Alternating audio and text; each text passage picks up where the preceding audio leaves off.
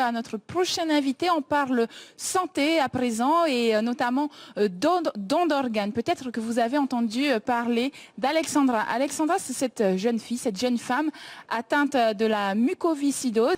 Alors, Hina, bonjour. Bonjour. Tu es accompagnée de Mathieu Forge. Mathieu, bonjour. Tu le disais en tahitien, vous parliez d'Alexandra, cette jeune personne atteinte de la mucoviscidose. Alors, avant d'en parler avec toi, Mathieu, on va parler de cette association, un don de vie.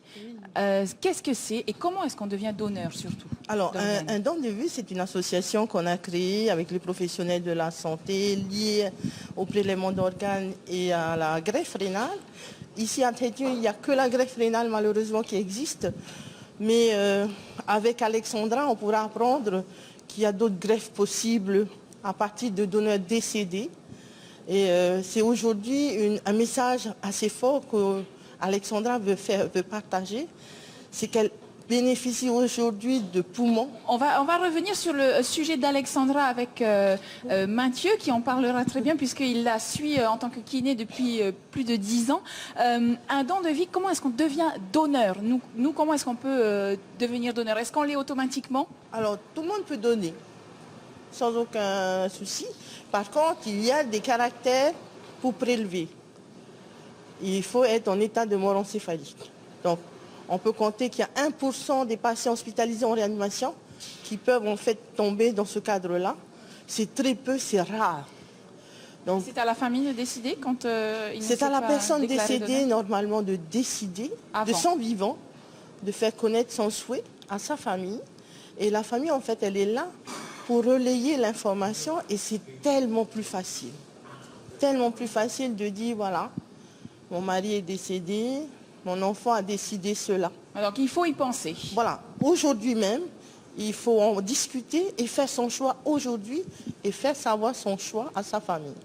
Et voilà comment peut-on devenir donneur.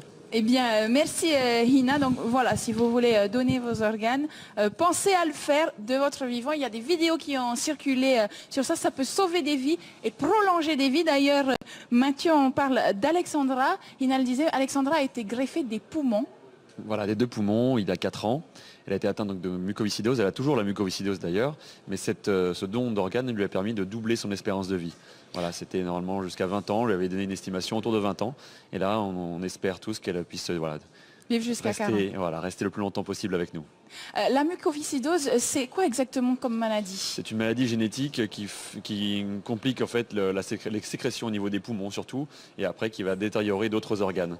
Donc c'est... les enfants à bout de souffle, voilà, très tôt dès l'enfance. Et après, d'autres soucis derrière qui viennent avec des problèmes gastriques, des problèmes hépatiques, des problèmes aussi cardiovasculaires. Enfin, bon, c'est tout un ensemble de choses qui compliquent leur existence et qui font que c'est des enfants. Et Alexandra en est le parfait exemple, avec Grégory Le Marchal aussi, qui étaient vraiment des personnages d'une immensité de plein de vie et d'amour. Et c'est un vrai bonheur de l'accompagner depuis 10 ans. Ouais. Mathieu, justement, je le disais, tu étais le kinésithérapeute d'Alexandra. Tu t'es déplacé en Polynésie et vous aviez une espèce de défi ensemble. Tu lui lançais des défis qu'elle devait relever, notamment un défi qu'elle viendra relever ici en Polynésie. C'est ça. Au départ, on avait commencé par de la guitare, après des petites randonnées, et puis on allait crescendo comme ceci. Et le jour où elle a reçu son don d'organe, elle m'a appelé et elle m'a dit si je me fais greffer 2 poumons, je vais enfin pouvoir venir te voir. Et je lui ai dit voilà, ok, dès que tu peux, tu viens à Tahiti et on fait un truc de fou. Voilà, le truc de fou, c'est cette traversée Tahiti-Moorea, 17 km. Elle a vécu 17 ans avec ses anciens poumons, donc c'est quelque chose d'assez symbolique. Comme dirait France Gall, c'était un détail pour vous, mais pour elle, ça veut dire beaucoup. Et c'est énorme ce qu'elle est en train de préparer. Voilà, elle est fatiguée, mais c'est quelque chose qui la raccroche encore. Et cette envie qu'elle a envie de transmettre, et vous pouvez la voir sur les vidéos qu'on a mises sur la page Ramak Alexandra, c'est une communication sur ce don de vie, ce don d'organes, et s'accrocher, y croire encore, et que, comme elle dit si bien, rendre l'impossible possible. À défaut de jouer du piano debout, Alexandra fera cette traversée. Ça sera quand exactement? Et est-ce qu'elle sera accompagnée d'une équipe qui est sur place? Alors on a lancé l'idée le 1er janvier et voilà, ça fait un raz-de-marée en Polynésie. Donc on invite tout le monde à venir avec nous le 5 août. Et alors, je sais qu'il y a déjà des clubs de pirogues qui veulent venir, il y a les kayakistes qui veulent venir, il y a des pirogues à voile. Donc tout le monde va être convié. On est en train d'organiser ça. On a monté le comité ici à Tahiti.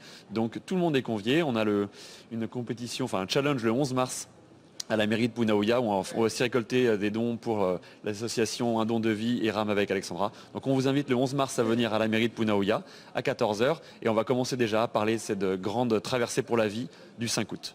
Eh bien, on en reparlera dans notre émission de cet événement du 11 mars, peut-être à l'occasion de la journée de la femme. En tout cas, merci à tous les deux. Et si vous voulez découvrir Alexandra, il y a une page Facebook qui s'appelle Rame avec Alexandra, où il y a des vidéos qui sont postées, des interviews d'Alexandra, ou alors la page Facebook Un don de vie. Ces deux pages se font un relais pour informer et surtout convaincre les gens d'être donneurs d'organes.